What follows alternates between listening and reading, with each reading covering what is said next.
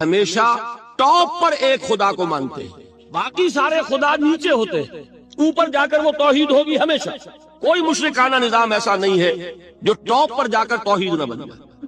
دیکھیے ہندو دیویاں دیوتا بے شمار، لیکن مہادیو وہ بھی کیا دو ہیں؟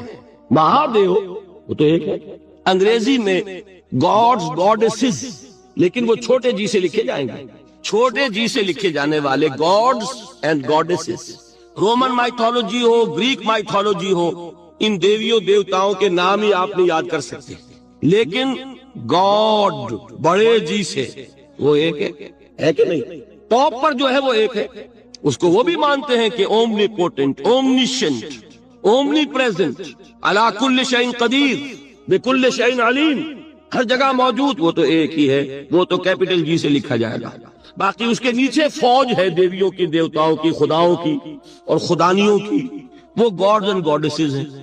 عرب میں کیا تھا؟ میں نے پہلے آپ کو وہ دو مثالیں دے دی ہیں، تیسری اور ایران کی لے لیجئے، خیر کا خدا اور شر کا خدا اور، ایک یزدہ ایک اہرمن، ٹھیک، سنویت ہو گئی نا، دو خداؤں کو مانا، لیکن وہی ہیں جو خدائے خدائے گاں، خداؤں کا خدا، اس کو ایک ہی مانتے ہیں۔ یہی معاملہ عرب میں تھا۔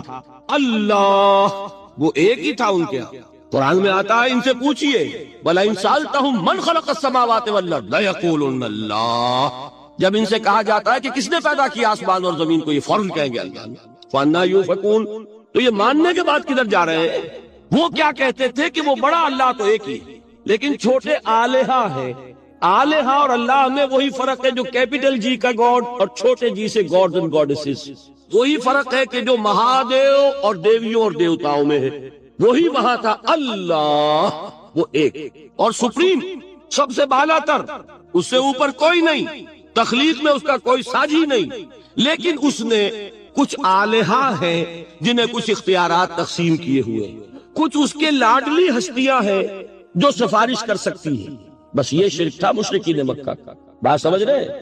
اس کا جائزہ لیں گے تو آپ کو، اور جو آج شرک کی اقسام میں بیان کروں گا اس کو ہاتھ میں لیں گے تو کسی موحد کا تلاش کرنا مشکل ہو جائے گا۔ ڈھونڈ اب ان کو چراغ رخ زیبا لے کر، آج جن کا نام مسلمان ہے ان کی اکثریت کسی نہ کسی نوع کے شرک میں مبتلا ہے۔ اب آئیے اقسام شرک۔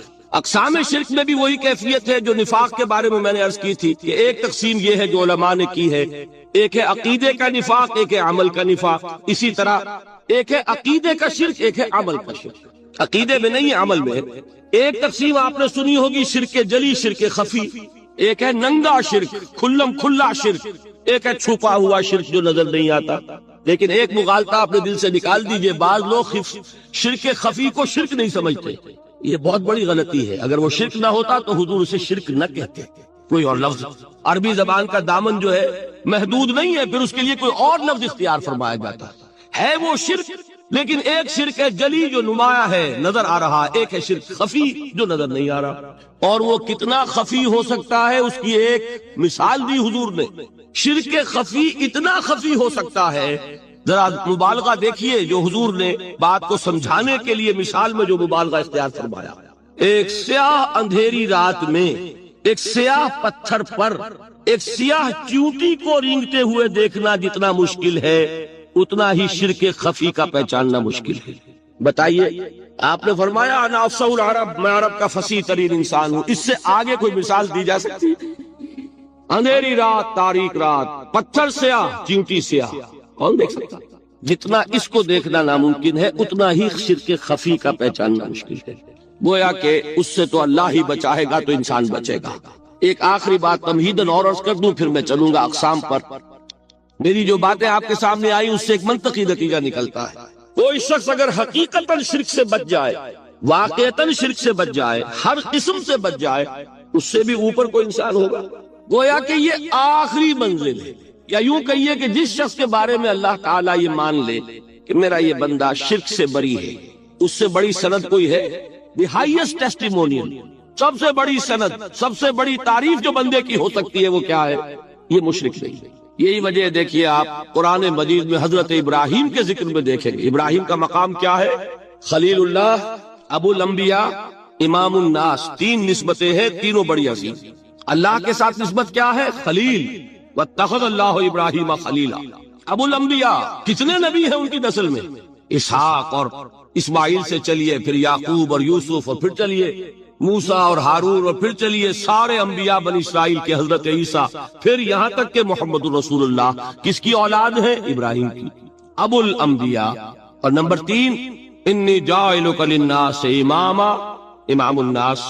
اور قرآن میں جو سب سے بڑی سند انہیں دی جاتی ہے وہ کیا؟ وما کان من المشرکین، وہ ابراہیم مشرکین میں سے نہیں تھے۔ معلوم ہوا کہ یہ سب سے بڑی سند ہے، سب سے بڑا سرٹیفکیٹ ہے، سب سے بڑا ٹیسٹیمونیل ہے جو اللہ کی طرف سے کسی کو مل جائے۔ میں جو اقسام شرک بیان کرنا چاہتا ہوں تو میری تقسیم ذرا مختلف ہے۔ اب وہ ذرا اپنے ذہن میں وہ نقشہ بنا لیجئے، آپ بنایا کرتے ہیں ایک، اس کو پھر 3 میں تقسیم کیجئے۔ شرک کی 3 بڑی بڑی قسمیں ہیں۔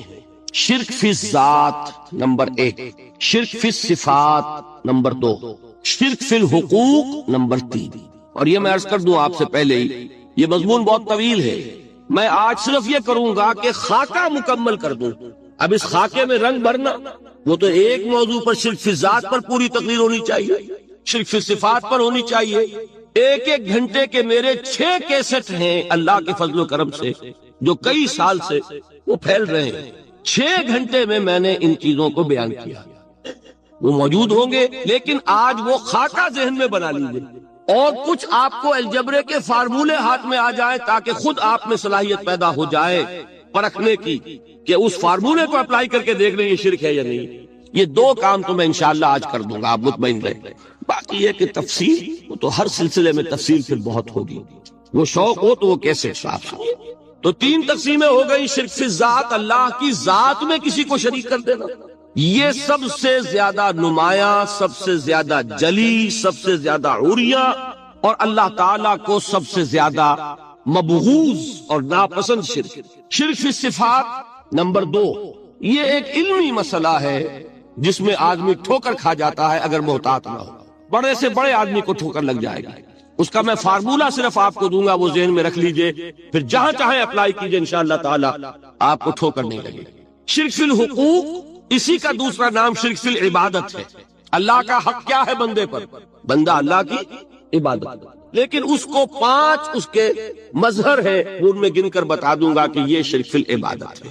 شرک فی العبادت کی اکثر شکلیں وہ ہیں کہ جو عملی شرک علماء جسے کہتے ہیں، اور اس کی شکلیں وہ ہو جائیں گی جن کو شرک خفی کہتے ہیں۔ تو سب سے جلی شرک فی الذات، سب سے خفی شرک فی الحقوق یا شرک فی العبادت، درمیان میں ایک علمی اعتبار سے مسئلہ ہے شرک فی الصفات کا۔ اب آئیے سب سے پہلے شرک فی الذات، اس کی 2 قسمیں، اب اس کو تقسیم کیجئے 2 میں۔ ایک قسم جو زیادہ جلی ہے، زیادہ عریاں ہے، زیادہ ننگی ہے، یہ عجب ستم ظریفی ہے تاریخ کی کہ وہ ان قوموں میں پیدا ہوئی جو اپنا تعلق رسولوں سے جوڑتی ہیں۔ کیا کہ کسی کو خدا کا بیٹا بنا دینا، بیٹی بنا دینا۔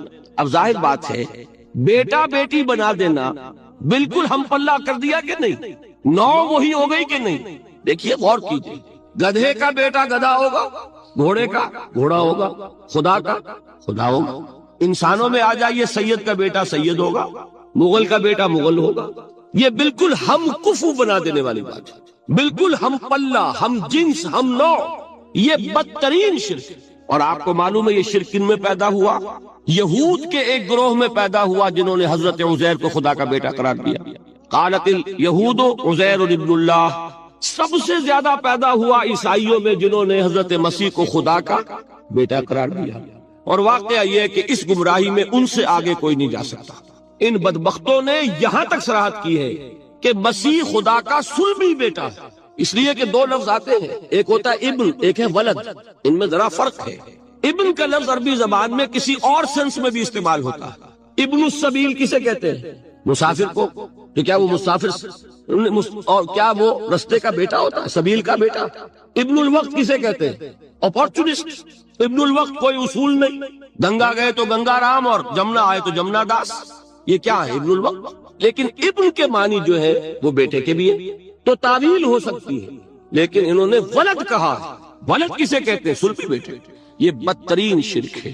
یہی وجہ ہے کہ قرآن مجید میں آپ دیکھیں گے کہ جتنا غضب اللہ کا ان پر بھڑکا ہے اس عقیدے پر، وَيُنذِرَ الَّذِينَ قَالُوا اتَّخَذَ اللَّهُ وَلَدًا، یہ قرآن نازل ہوا ہے محمد پر صلی اللہ علیہ وسلم تاکہ وہ خبردار کریں انہیں جنہوں نے یہ کہا ہے کہ اللہ نے کسی کو بیٹا بنایا۔ یہ سورہ کہف میں ہے، اور اگلی سورت سورہ مریم میں تو ایسا غضب اللہ کا ظاہر ہوتا ہے، وَقَالُوا اتَّخَذَ الرَّحْمَنُ وَلَدًا لَقَدْ جِئْتُمْ شَيْئًا إِدًّا تَكَادُ السَّمَاوَاتُ يَتَفَطَّرْنَ مِنْهُ وَتَنشَقُّ الْأَرْضُ وَتَخِرُّ الْجِبَالُ هَدًّا أَن دَعَوْا لِلرَّحْمَنِ وَلَدًا وَمَا يَنبَغِي لِلرَّحْمَنِ أَن يَتَّخِذَ وَلَدًا۔ انہوں نے کہا کہ رحمان نے کسی کو بیٹا بنایا۔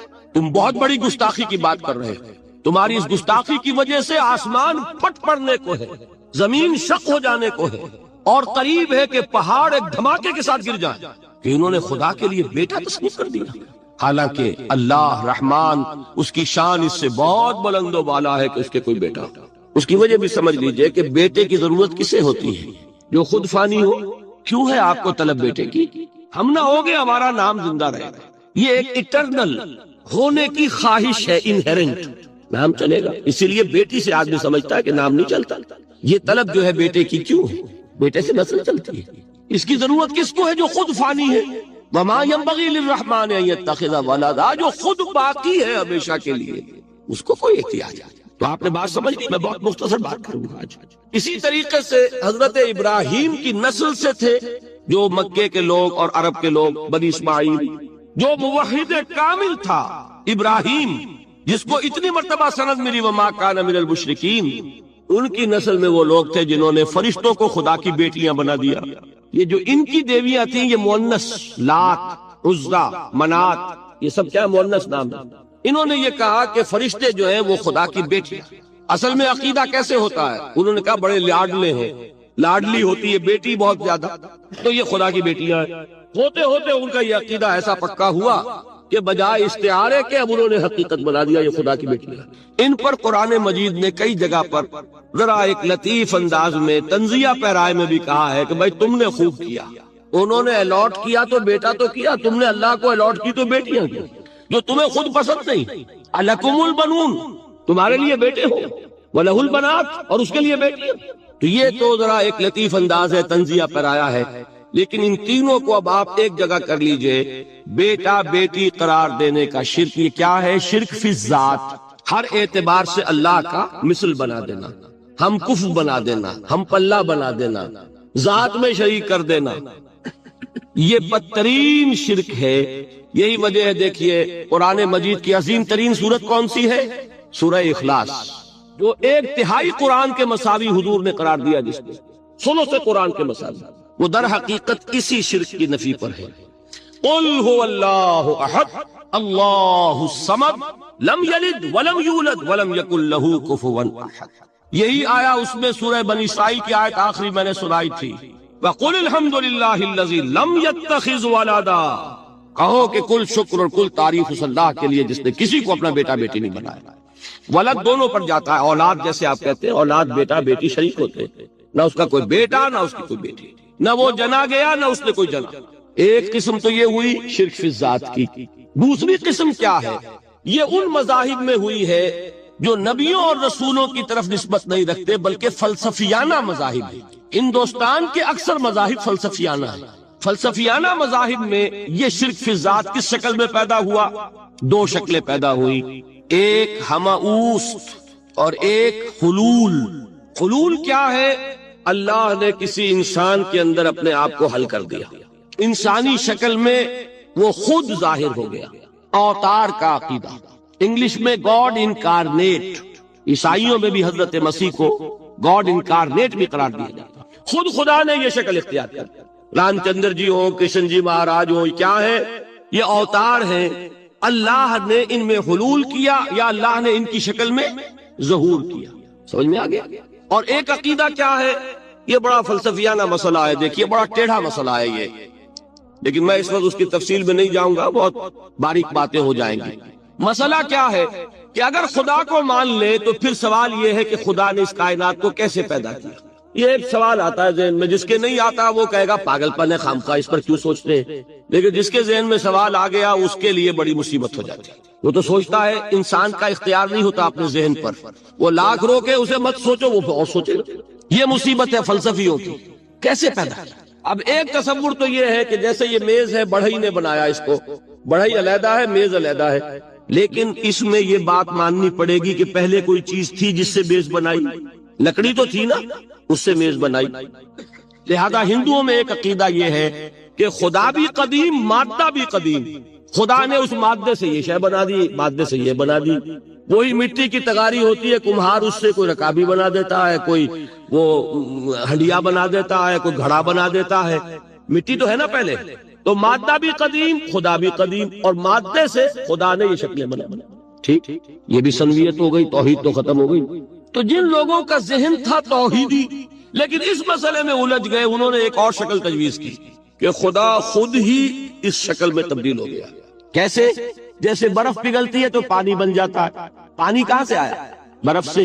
اب کوئی پوچھے برف کہاں ہے؟ بھائی یہی پانی ہے، یہی برف ہے یا نہیں؟ اسی پانی کو آگ کے اوپر آپ نے رکھ دیا، وہ بھاپ بن گئی۔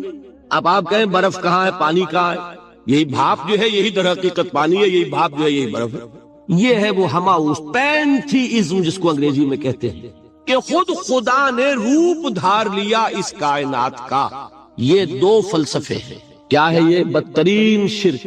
پہلی، اگر شکل ہے تو وہ انسان خدا قرار پا گیا، جس کو اوتار مانا وہ خدا ہو گیا کہ نہیں؟ اور دوسری شکل میں تو ہر چیز ہی خدا ہے، یہ بھی خدا، یہ بھی خدا، پتھر بھی خدا، درخت بھی خدا، ہر چیز خدا۔ اس لیے کہ وہ برف پگھلی ہے تو پانی بنا ہے۔ وہ پانی چاہے زیر زمین آ رہا ہے، وہ پانی چاہے زمین کے اوپر دریا کی شکل میں آ رہا ہے، یا زمین میں سوتے چل رہے، پانی تو وہی برف ہے جو پہاڑوں پر ہمالیہ پر پڑا ہوا، وہی پگھل رہا ہے، یہ کچھ بن رہا۔ یہ ہے شرک فی الذات کی دوسری قسم جو دنیا میں رہی، پینتھیزم اور انکارنیشن، یا حلول اور ہماؤس۔ سمجھ میں آگے؟ اب میں ایک بات آپ سے عرض کروں گا، اللہ کا اس امت پر بہت بڑا فضل ہے جس کا آپ کو شکر ادا کرنا چاہیے۔ اس نوع کے شرک سے یہ امت 15ویں صدی شروع ہو جانے کے باوجود تاحال بحیثیت مجموعی محفوظ ہے۔ میں نے بحیثیت مجموعی کہا ہے، کوئی افراد یا عوام الناس یا جوہلا یا شعراء یا نعت گو وہ مبالغہ آرائی میں کوئی بات کہہ دیتے ہو تو وہ علیحدہ بات ہے، لیکن مسلمانوں میں کوئی مستند فرقہ اور اس کے جو مستند عقائد ہیں ان میں الحمدللہ آج تک ایسی کوئی چیز شامل نہیں۔ اس کا جب آپ تقابل کریں گے نا، آپ کا کیا خیال ہے عیسائیوں کو حضرت مسیح سے کتنی محبت تھی؟ اس کا تقابل کیجئے جو محبت مسلمانوں کو رہی حضور کے ساتھ، عیسائیوں کی محبت عشر عشیر نہیں بنے گی۔ اس محبت کے باوجود کہ ہمیں 10 گنا 100 گنا 1000 گنا زیادہ محبت ہے حضور کے ساتھ، لیکن دیکھیے کہ انہوں نے خدا کا بیٹا بنا دیا۔ یہاں کسی نے حضور کے بارے میں یہ بات آج تک کہی؟ یہ بہت بڑا کنٹراسٹ ہے۔ یہ در حقیقت عقیدت اور محبت کا غلو ہوتا ہے۔ تو عقیدت اور محبت کی کمی تو یہاں بھی نہیں، الحمدللہ ان سے زائد ہے، لیکن الحمدللہ ثم الحمدللہ ثم الحمدللہ خدا کا بیٹا تو کسی نے نہیں بنایا۔ اچھا، میں ایک اور کنٹراسٹ آپ کو دکھاتا ہوں تاکہ آپ اللہ کا شکر کریں۔ حضرت علی کی کیا نسبت ہے حضور کے ساتھ؟ نبی اور امتی۔ حضرت علی کو خدا کہنے والے پیدا ہوئے کہ نہیں؟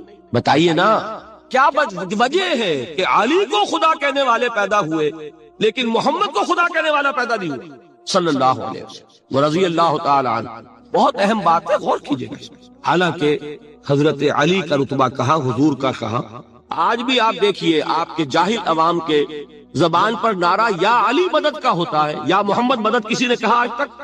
یہ یا محمد لکھنے کے کام آتا ہے، صرف وہ مسجد پہ لکھ دو تاکہ پتہ چل جائے یہ فلاں فرقے کی مسجد ہے، دوسرا خود ہی بھاگ جائے وہاں سے۔ یہ صرف اس کام کے لیے ہے۔ باقی جہاں اصل میدان میں بات آتی ہے، کوئی نعرہ لگاتا ہے یا محمد مدد، محمد کا رتبہ اونچا یا علی کا، تو ان سے کیوں نہیں مدد مانگی؟ یہ سوالات آپ کے سامنے رکھ رہا ہوں میں۔ پھر یہ کہ جس طریقے سے کہ غوث اعظم کو پکارا جاتا ہے، کیا محمد کو پکارا جاتا ہے؟ کیا نسبت ہے؟ حضرت علی تو پھر بھی صحابی ہے، خلیفہ چہارم ہے، حضور کے چچا داد بھائی ہے، داماد ہے۔ غوث اعظم تو بہرحال وہ نسبت تو نہیں ہے۔ دیکھیے، میں اس کا تعلق جوڑتا ہوں ختم نبوت سے۔ جس طرح اللہ نے خصوصی حفاظت فرمائی ہے قرآن کی، اسی طرح خصوصی حفاظت فرمائی ہے محمد رسول اللہ۔ یہ اسپیشل پروٹیکشن ہے، ورنہ نہیں ہو سکتی تھی۔ یہ خصوصی تحفظ ہے اللہ۔ یہاں بگاڑ پیدا ہو جائے تو صحیح کون کرے گا؟ حضرت مسیح کی اصل حقیقت تو حضور نے آگے بتا دی۔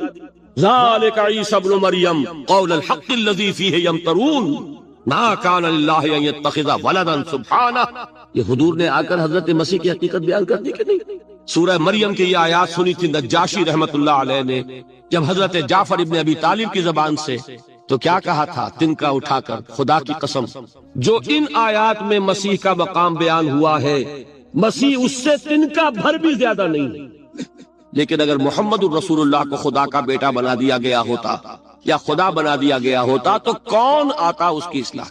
جیسے قرآن مجید کا تحفظ ہے ایسے ہی محمد الرسول اللہ کا تحفظ ہے۔ تو تحفظ ہوا کیسے ہے؟ جتنا قرآن مجید نے ایمفیسائز کیا حضور کی بشریت کو، قل انما انا بشر مثلکم، اے نبی ان کو بتاتے رہیے، بار بار بتائیے کہ مجھے کچھ اور نہ بنا لینا، میں بھی بشر ہوں، انسان ہوں، ہاں مجھ پر وحی ہوتی ہے تم پر نہیں ہوتی، یہ فرق ہے، میں رسول ہوں تم نہیں ہو۔ یہ بعد میں ذرا اور مسئلہ میں واضح کروں گا، ابھی صرف یہ نوٹ کیجئے کہ یہ تحفظ جو ہے، جیسے قرآن کو تحفظ دیا لیکن اس کے لیے ذرائع بھی ہے نا، یہ حفظ قرآن کا سلسلہ جو ہے یہ اس کا ذریعہ بنا، یہ رمضان میں تراویح جو ہے اس کا ذریعہ بنی۔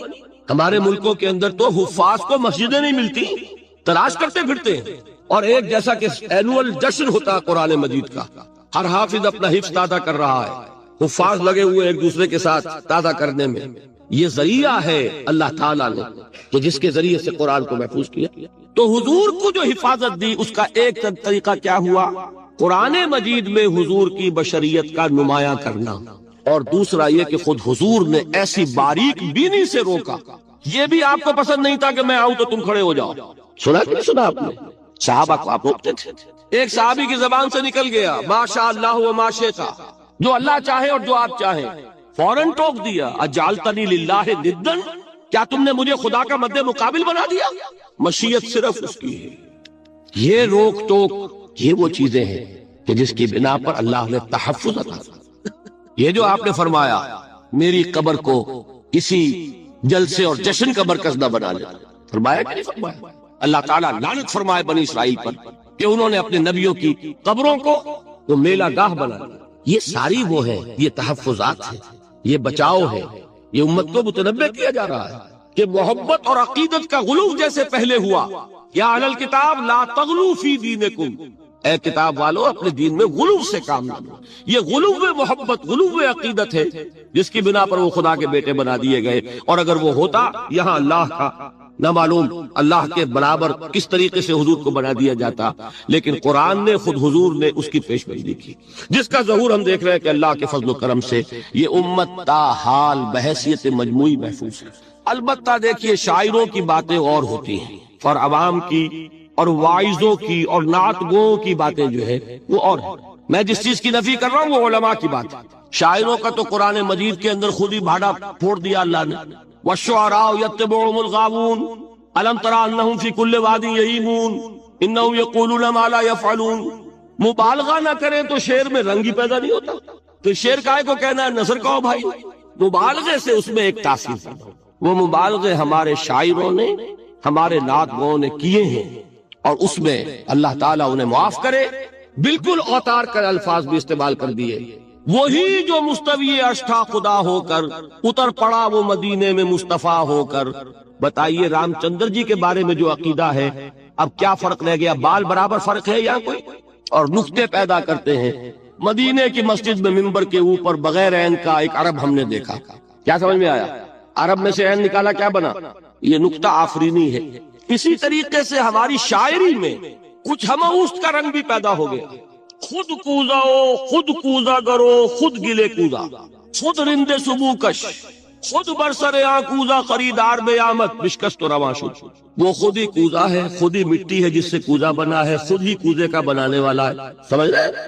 الفاظ تو بڑے پیارے ہیں، بڑے مزیدار ہیں، آدمی ایک دفعہ وجد میں آ جاتا ہے، لیکن ہے کیا؟ وہی ہے نا کہ وہی جو برف تھا پگھل کر پانی بن گیا۔ خود کوزاؤ خود کوزا کرو خود گلے کوزا، خود رند صبو کش، خود ہی اس کوزے میں شراب ڈال کے پیتا بھی ہے، خود ہی مٹی ہے، خود ہی وہ بنانے والا ہے، خود ہی کوزا ہے، خود ہی اس میں شراب ڈال کے پیتا بھی ہے، اور خود ہی اس کوزے کو توڑ کر اپنا راستہ بھی لیتا ہے۔ اب آپ اس پر سر دنیے اور جو چاہے کریں، لیکن یہ کہ اس کا ڈانڈے مل گئے کہ نہیں اسی ہماؤس سے۔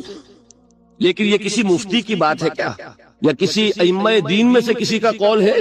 بھائی شاعروں کی باتیں سن لیا کریں، اللہ اللہ خیر سن۔ ان چیزوں کا بہت زیادہ سختی کے ساتھ نوٹس بھی لینے کا کوئی فائدہ نہیں ہوتا. بات وہ ہونی چاہیے کہ جو علماء کہہ رہے ہیں مستند عقائد ہو، جو ان کی کتابوں میں درج ہو، ان سے بات ہونی چاہیے. تو یہ چیزیں، یہ گمراہیاں آئی ہیں، لیکن الحمدللہ ثم الحمدللہ کہ یہ عوام میں ہے، جہلاء میں ہے، شعراء میں ہے، نعت گوں میں ہے. یہ کسی بھی مستند دینی فرقے کے مستند علماء میں ہم کہاں موجود. البتہ ایک مسئلہ جو ہے نور اور بشر کا، وہ ذرا تھوڑا سا میں حل کر دوں. آج آپ سمجھتے ہوں گے لا ینحل ہے. میں نے جس طرح کہا تھا کہ امام بخاری کا قول بھی 100% درست اور امام ابو حنیفہ کا بھی 100% درست ثابت کیا کہ نہیں، اسی طرح میں کہتا ہوں جو حضور کو بشر کہتے ہیں وہ بھی 100% درست، جو حضور کو نور کہتے ہیں وہ بھی 100% درست. مطلب کیا ہے؟ دیکھیے، ہر انسان کے وجود کے دو حصے میں نے پہلے دن شاید کچھ بیان کیا تھا. ایک خاکی وجود، اور اینیمل بینگ جو حیوان ہے ہمارا. ایک وہ روح ربانی جو اس میں پھونکی گئی. آدم میں جب وہ روح پھونکی گئی تب وہ مسجود ملائک بنے. فَإِذَا سَوَّيْتُهُ وَنَفَخْتُ فِيهِ مِن رُوحِي فَقَعُوا لَهُ سَاجِدِينَ. دو جگہ آئے تھے قرآن مجید میں، ایک شوشے کے فرق کے بغیر، سورہ حجر اور سورہ صاد. جب میں اس کو پوری طرح تیار کر لوں اور اس میں اپنی روح میں سے پھونک دوں تو گر پڑنا اس کے سامنے سجدے. ہمارا جو خاکی وجود ہے وہ ظلمانی ہے، اور جو ہمارا روحانی وجود ہے وہ نورانی ہے. اس کی نسبت کس سے ہے؟ اللہ سے. بات سمجھ میں آئی؟ لیکن ہم نے اپنے اس نورانی وجود کو اپنے خاکی ظلمانی وجود میں دفن کیا ہوا ہے، اور محمد الرسول اللہ صلی اللہ علیہ وسلم کا وہ نورانی وجود آپ کے اس خاکی وجود پر اس درجے غالب تھا کہ وہ خاکی وجود معدوم کے درجے میں ہے.